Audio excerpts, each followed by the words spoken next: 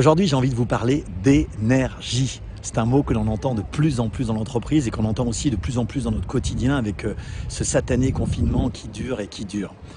Et la question que l'on se pose, c'est comment la retrouver, comment la rebooster, comment la rééquilibrer, la réharmoniser.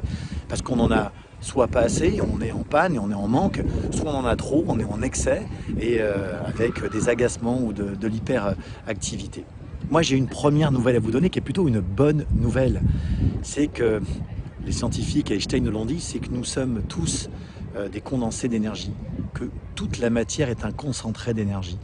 On a même trouvé dans notre corps un 80e organe, il y a très peu de temps, qu'on appelle l'interstitium, qui est en fin de compte un espèce de grand hub qui permet à toute l'énergie de circuler à l'intérieur de notre corps.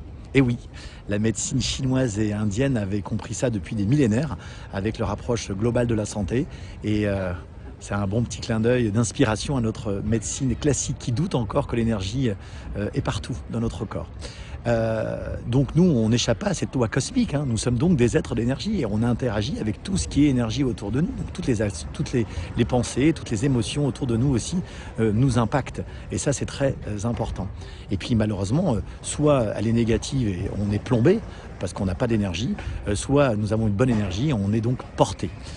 La deuxième nouvelle que j'ai à vous annoncer, c'est qu'il est possible de s'en occuper. Il est possible de la rebooster, de la rééquilibrer, de la réharmoniser. Alors vous allez me dire comment? La première chose, c'est qu'il faut s'en occuper. Il faut vraiment s'en occuper. Et vous allez me dire comment s'en occuper? La première chose à faire, c'est de faire un check, de faire un bilan pour savoir où on en est au niveau énergie, au niveau mental, au niveau corporel par exemple. La deuxième chose, c'est de purger.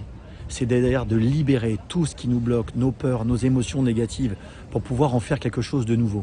Et la troisième, c'est de réinjecter, de réinsuffler des nouvelles actions, des nouvelles attitudes positives avec une bonne et saine pression. Alors au niveau de l'entreprise, ça va être des nouvelles idées, de nouvelles actions qui vont être inspirées par les managers et les dirigeants.